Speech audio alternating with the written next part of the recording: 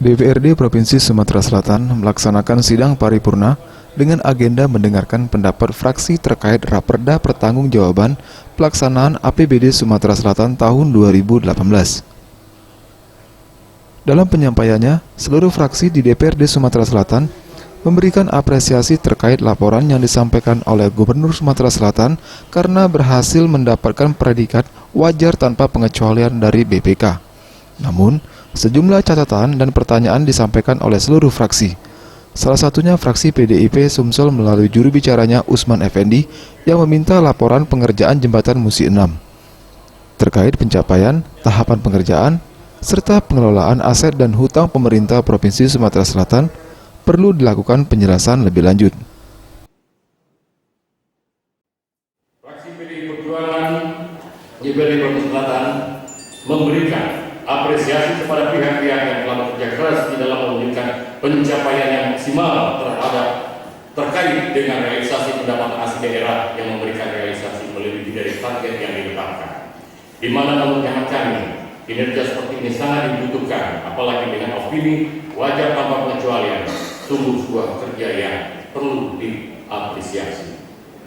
2.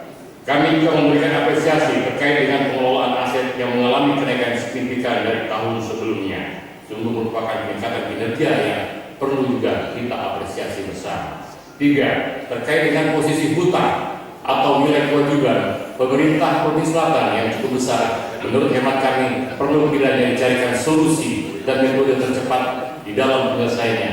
Kepada Saudara Gubernur yang dalam hal ini diwakili oleh Gubernur yang kami hormati, mohon penjelasan.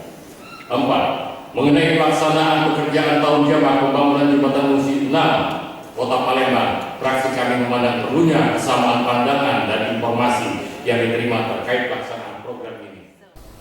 Menanggapi hal tersebut, Wakil Gubernur Sumatera Selatan Mawardi Yahya akan segera berkoordinasi bersama Gubernur Sumatera Selatan Herman Deru untuk menjawab pertanyaan yang diajukan oleh fraksi PDI DPRD Sumsel dan segera melakukan peninjauan, salah satunya efisiensi anggaran yang banyak dipertanyakan.